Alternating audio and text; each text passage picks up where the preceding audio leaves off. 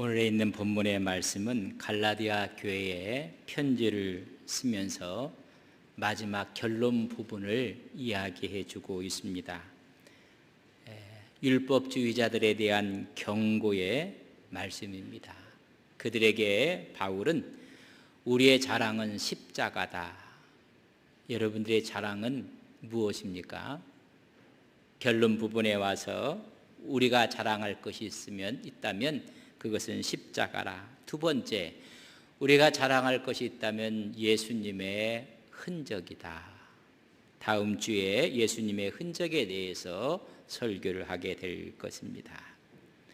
우리의 진정한 자랑은 십자가라고 바울은 이야기하고 있습니다. 갈라디아서를 기록한 동기가 있습니다.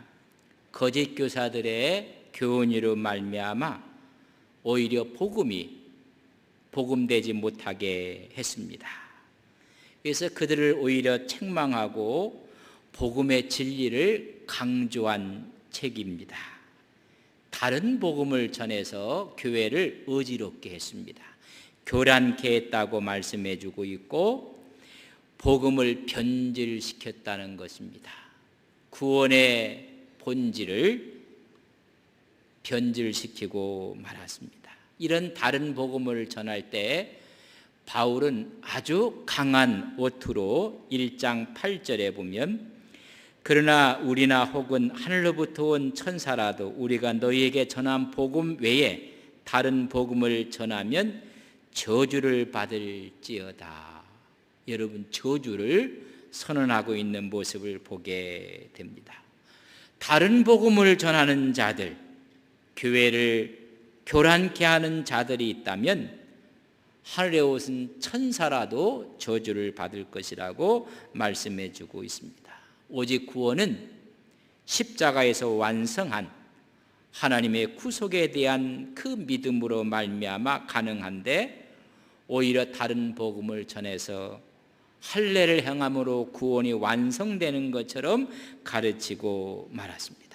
그래서 결론에 와서 오늘 11절에 보면 내 손으로 너희에게 이렇게 큰 글씨를 쓴 것을 보라.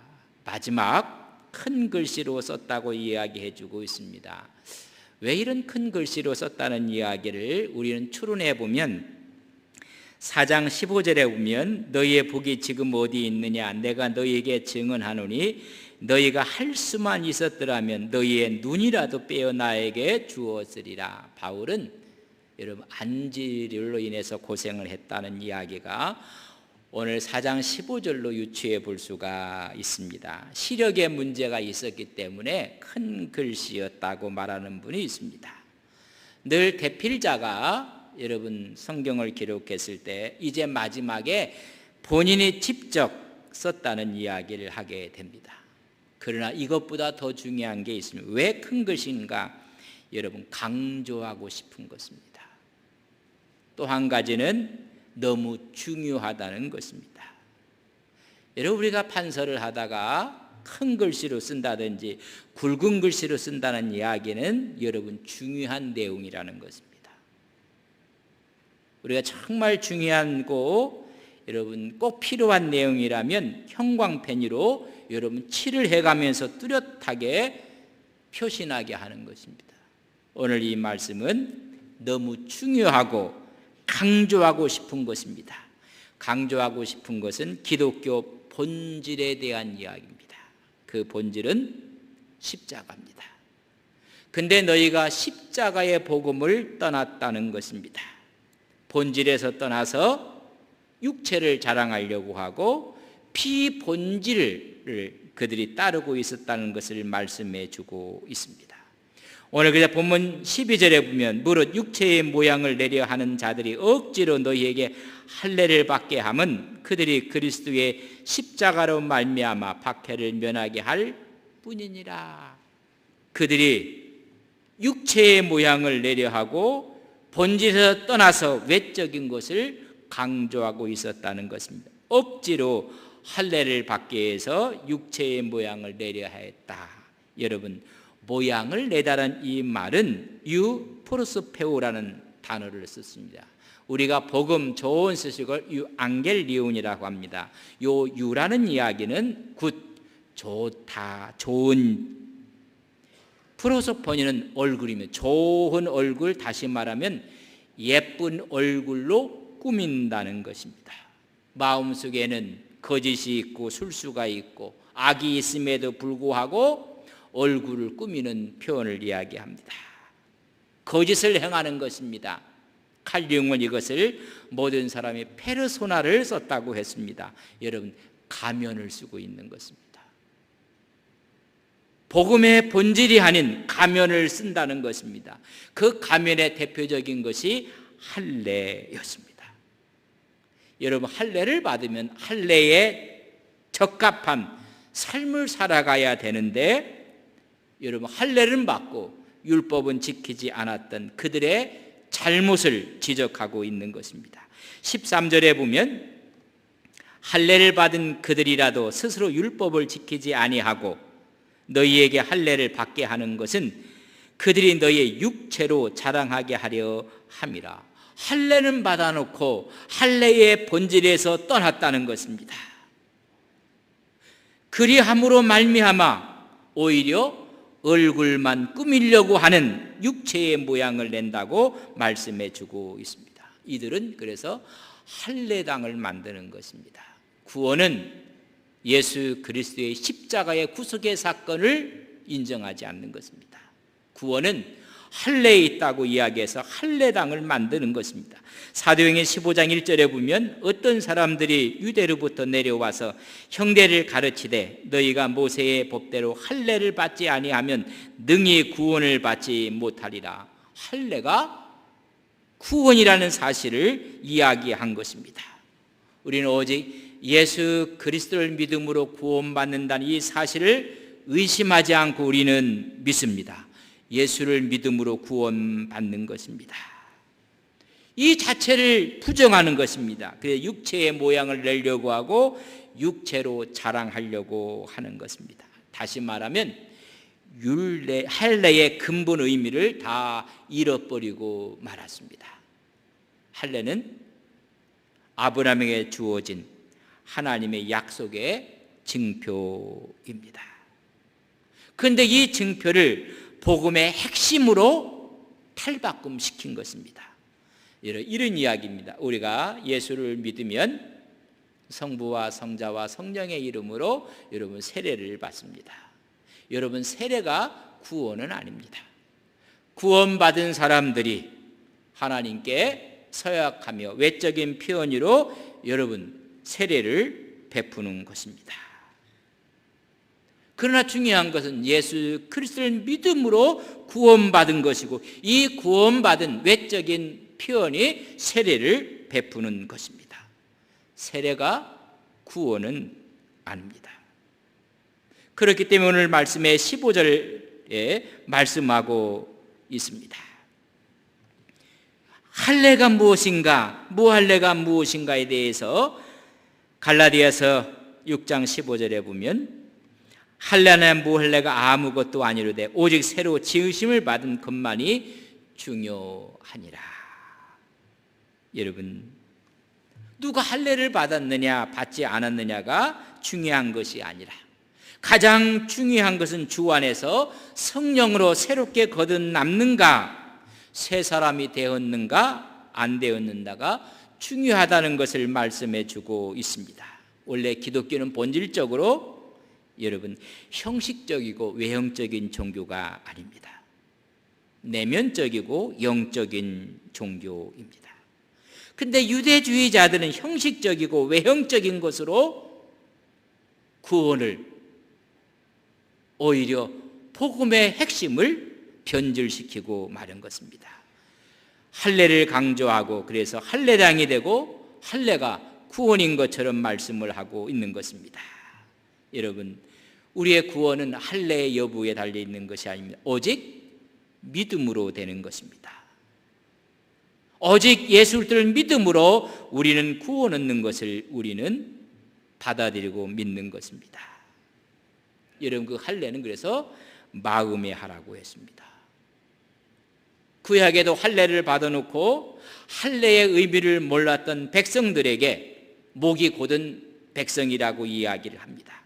신명기 10장 16절에 보면 그러므로 너희는 마음에 할례를 행하고 다시는 목을 곧게 하지 말라. 여러분, 할례를 했는데 하나님 앞에 거만한 것입니다. 오히려 거역하고 교만하고 있습니다. 목이 곧은 너희들은 마음의 할례를 이야기하고 있고, 오늘 스데반은 너희들이 기와 마음에 할례를 받지 못했다고 설교하고 있는 모습을 사도행전 7장 51절에 볼 수 있습니다. 목이 곧고 마음과 귀에 할례를 받지 못한 사람들아, 너희도 너희 조상과 같이 항상 성령을 거스리느니라. 여러분, 진정한 할례는 귀에 하고 마음에 하라는 것. 들어도 순종하지 않고 듣고도 따르지 않고 하는 모습을 지적하고 있는 것입니다. 여러분, 이 할례에 대해서 예레미야서는 더 분명하게 우리에게 짚고 넘어가는 말씀이 있습니다.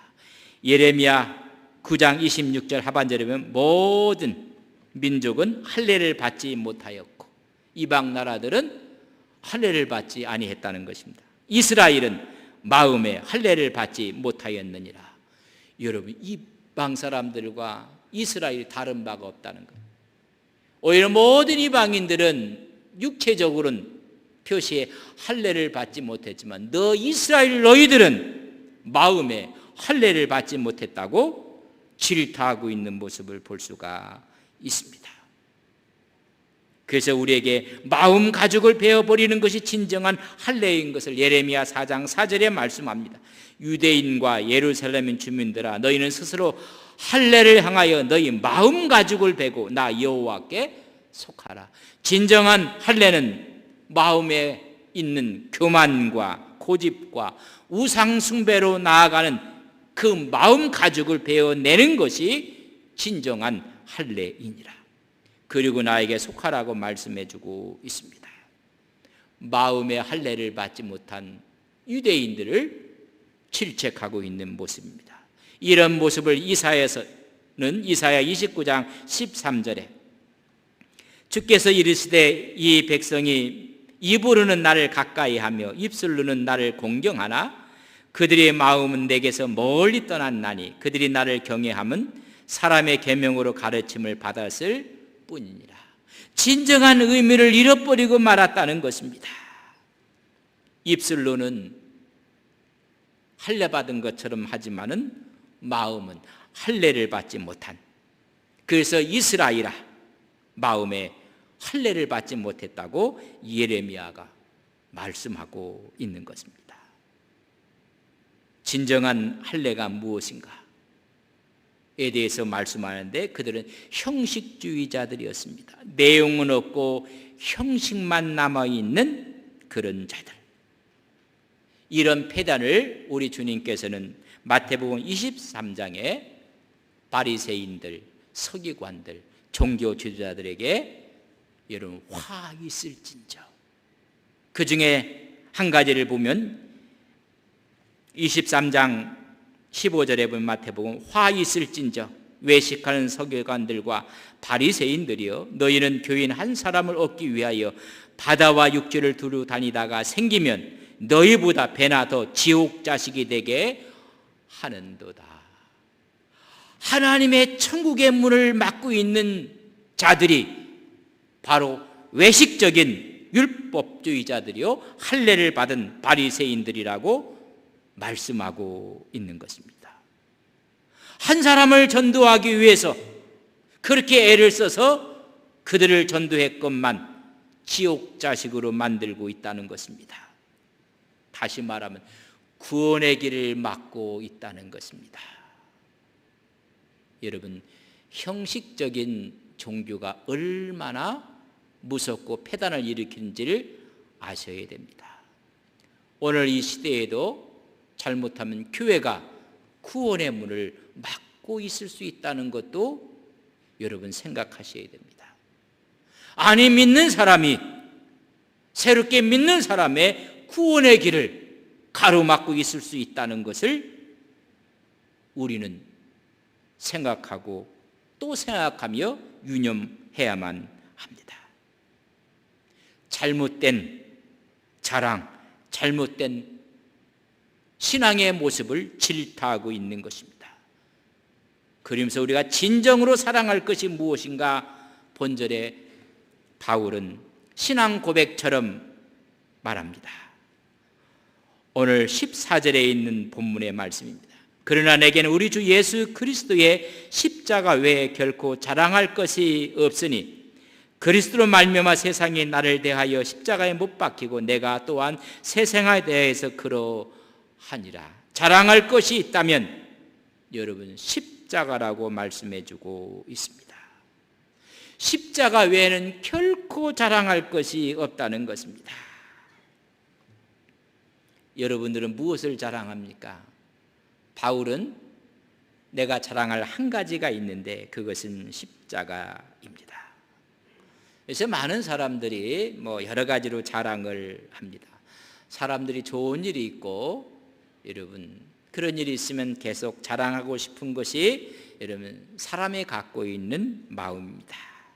어떤 분을 들어보면 학력을 자랑하고 어떤 분은 재물을 자랑하면서 내 건물이 여기에도 있고 저기에도 있고 자기는 연봉이 얼마나 된다고 자랑을 하고 여러분 미모를 자랑하고 가문을 자랑을 합니다. 특별히 할아버지 할머니들은 손자 자랑에 푹 빠져 있는 분들이 있습니다.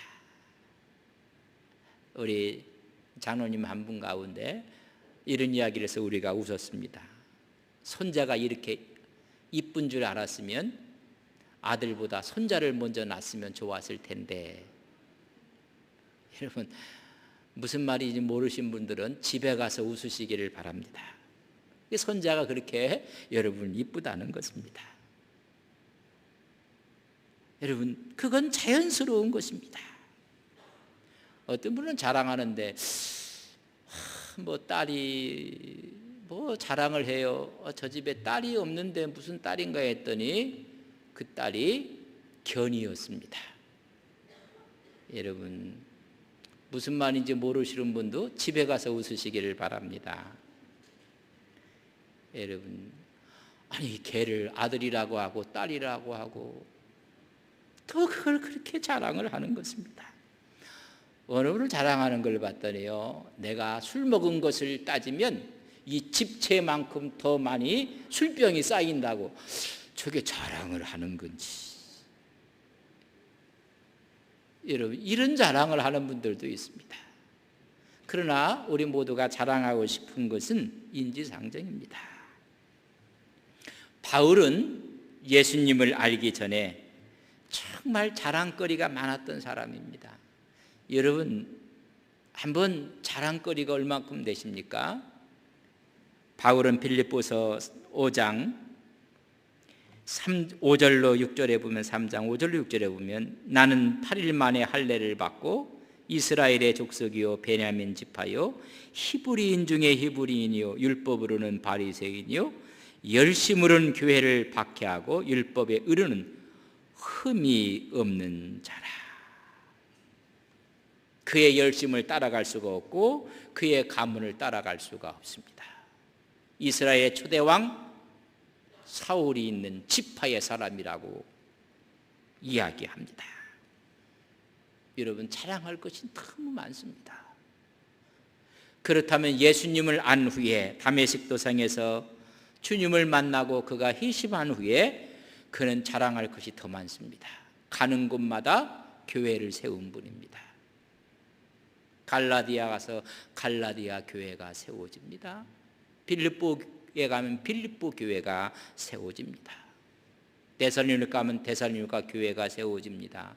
고린도에 가면 고린도 교회가 세워집니다. 가는 곳마다 교회를 세운 분입니다. 여러분 그뿐입니까? 은사가 넘쳐나서 사도행전 19장에 보면 그의 수건만 갖다 얹어도 병이 낫고 악귀가 막 떠나는 기적의 역사가 나타났습니다. 사도행전 20장에 읽어보면 유두고라는 청년이 바울의 복음의 말씀을 듣다가 3층 창문에서 듣다가 졸려서 밑으로 떨어졌습니다. 그리고 죽었습니다. 그 죽은 자를 살리신 분이 여러분 바울입니다. 그의 은사와 그의 역사뿐만 아니라 성경의 구약은 신약의 27권 가운데 13권을 바울이 쓴 사람입니다. 그는 죄수의 몸으로 로마에 압송되어질 때 멜리데 섬에 여러분 남포에서 도착해서 거기서 있었던 적이 있습니다.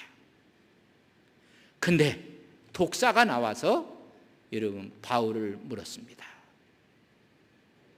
그 독사에 물리면 살 사람이 없습니다. 거기 있던 사람들이 이야기합니다.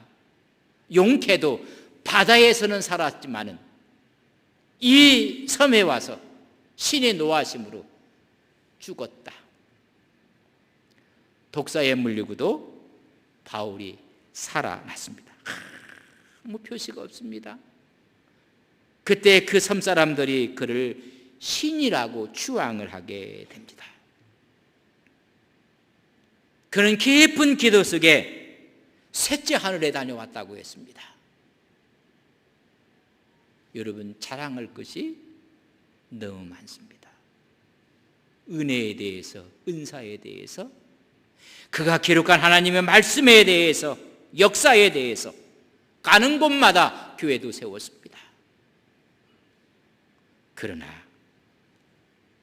바울의 오직 한 가지 자랑은 십자가라고 말씀해주고 있습니다. 다른 모든 것들을 배설물처럼 여기며 십자가만 자랑하고 있습니다. 빌립보 3장 8절에 보면 또한 모든 것을 해로 여김은 내 주 그리스도 예수를 아는 지식이 가장 고상하기 때문이라. 내가 그를 위하여 모든 것을 잃어버리고 배설물로 여김은 그리스도를 얻고 그리스도의 십자가를 얻었기 때문에 그 외에는 자랑할 것이 없고 그 외에는 모든 것들을 배설물처럼 여겼다는 것입니다. 예수님을 아는 지식의 가장 고상함으로 인해서 인간적인 모든 자랑들은 다 배설물처럼 봤다는 것입니다. 예수 그리스도를 얻기 때문에 그렇습니다. 그래서 예수 그리스도의 십자가 외에는 더 이상 알지 않기로 작정을 합니다. 고린도전서 2장 2절에 보면 내가 너희 중에서 예수 그리스도와 그가 십자가에 못 박힌 것 외에는 아무것도 알지 아니하기로 작정하였음이니라. 여러분, 십자가 외에 그 어떤 것도 우리의 마음을 빼앗아갈 수가 없다는 것입니다. 갈라디아 6장 14절에 그러나 내게는 우리 주 예수 그리스도의 십자가 외에 결코 자랑할 것이 없다고 말씀해 주고 있습니다. 여러분, 우리의 자랑은 십자가입니다. 왜 이 십자가 이런 자랑입니까? 고린도전서 1장 18절에 보면 십자가의 도가 멸망하는 자에게는 미련한 것이요 구원받는 우리에게는 하나님의 능력입니다. 그 능력이기 때문에 우리의 자랑은 십자가뿐입니다. 십자가는 죽음을 생명으로, 저주를 축복으로, 절망을 소망으로 바꾸는 십자가입니다. 어떤 여자 성도가 토레이 목사님을 찾아와서 이렇게 이야기를 했습니다. 목사님, 정말 예수님을 잘 믿고 싶습니다. 여러분, 이런 소원이 되시기를 바랍니다. 우리 김원준 목사님이 미국에서 하나님의 부름을 받으셨습니다. 그 전에 미국에 가면 한 번씩 만나 뵙고 인사를 드렸습니다. 그러면서 마지막 목사님, 우리 교인들에게 하고 싶은 말씀, 전하고 싶은 말씀을 말씀하시면 제가 가서 전하겠습니다. 목사님 딱 한마디 하셨습니다. 예수 잘 믿으라고 하세요.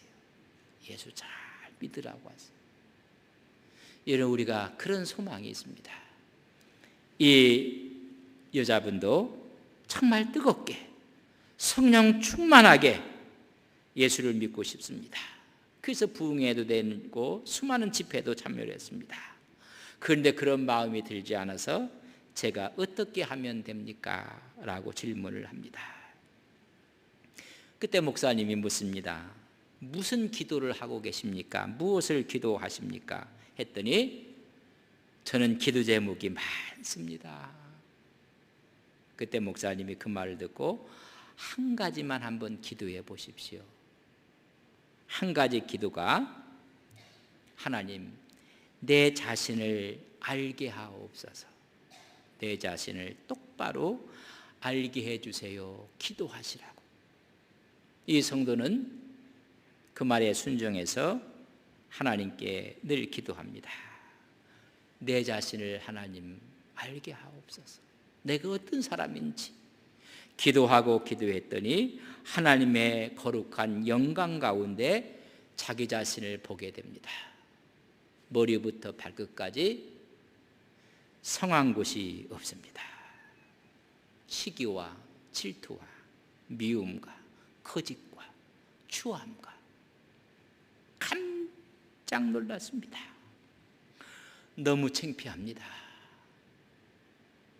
자기의 죄가 너무 많음을 깨닫게 됩니다. 너무 창피해서 살 소망까지 잃어버리고 말았습니다. 그때 목사님을 찾아가서 제가 어떻게 하면 되겠습니까? 어떻게 하면 되겠습니까? 목사님이 그에게 이제 한 가지만 더 기도하십시오. 그게 뭡니까? 십자가를 알게 해달라고 기도하십시오. 십자가를 알게 해주세요. 여인이 그 말을 듣고 나서 기도합니다. 십자가를 묵상하고 십자가의 의미를, 십자가의 그 거룩한 뜻을 알게 해달라고 기도합니다. 그런 깊은 기도 속에 하나님께서 십자가를 보여주십니다.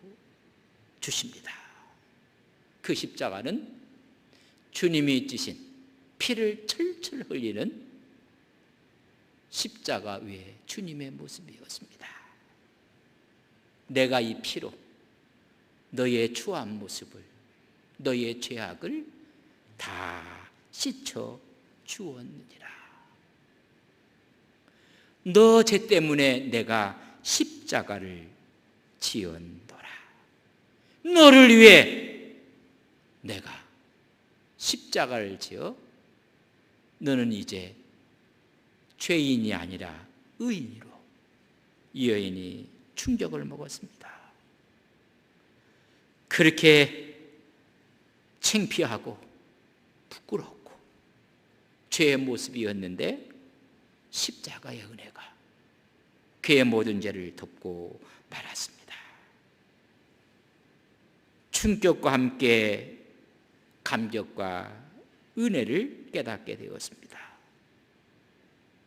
여러분, 십자가를 통해 충만한 은혜의 삶을 살 수 있다는 사실을 우리는 깨달아야 됩니다.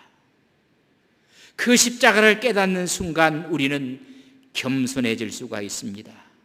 거룩한 삶을 살아가는 동력을 얻게 됩니다. 사랑하고 긍휼로 참고 인내하며 화평을 이룰 수 있는 삶으로 바뀌어지게 되는 것입니다. 승리의 삶을 살게 하는 것입니다. 오늘 바울은 십자가 외에는 없다고 말씀해주고 있습니다. 핸델이 작곡한 메시아는 너무나 유명합니다. 깊게 핸델이 이사야 53장을 묵상하며 메시아의 곡을 여러분 이 세상에 탄생시킨 것입니다. 그 이사야 53장을 깊게 묵상하는데 그가 찔림은 우리의 허물 때문이요, 그가 상함은 우리의 죄악 때문이라. 그가 징계를 받음으로 우리는 평화를 누리고, 그가 채찍에 맞음으로 우리는 나음을 받았도다.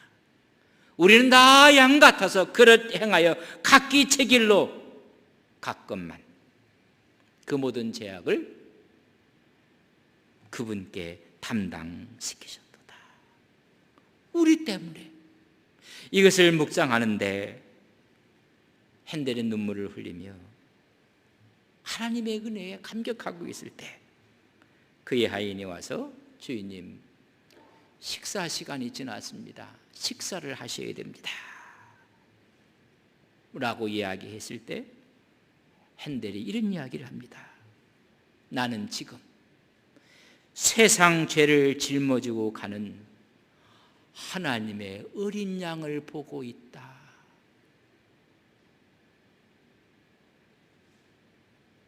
여러분, 우리의 신앙 가운데 인류의 모든 죄를, 아니 나의 죄를 지고 가는 하나님의 어린 양을 보고 있다는 이 깨달음과 이 자각이야말로 우리를 새롭게 하나님의 은혜의 자리로 인도하시는 것입니다. 저는 여러분에게 도전을 드리고 싶습니다. 우리의 모든 죄악을 짊어지고 가는 하나님의 어린 양을 보시는 믿음의 종들이 되시기를 주님의 이름으로 간절히 축복합니다. 여러분, 십자가만이 우리의 영원한 구원의 산 역사이고, 십자가를 깨닫는 바울은 십자가만 알기로, 십자가만 자랑하기로 그 외의 모든 것들은 배설물을 여겼다고 말씀해 주고 있습니다. 십자가가 우리의 신앙의 중심입니다. 오늘 예수 믿는 사람들의 핵심 가치가 십자가입니다. 절대 가치가 십자가입니다. 그 이상도 그 이하도 아닙니다. 십자가가 없기 때문에 모든 문제가 발생한 것입니다. 십자가는 죽음의 자리입니다. 바울은 날마다 죽는다 했습니다. 그때 십자가는 영원히 빛날 것이고 온 인류의 구원의 징표가 될 것이고, 그 십자가야말로 우리의 믿음의 근거요 복음의 핵심인 것을 우리는 믿습니다. 우리 모두가 십자가를 자랑하고 하나님의 영광에 동참하시는 거룩한 믿음의 종들이 되시기를 주님의 이름으로 간절히 축원합니다. 다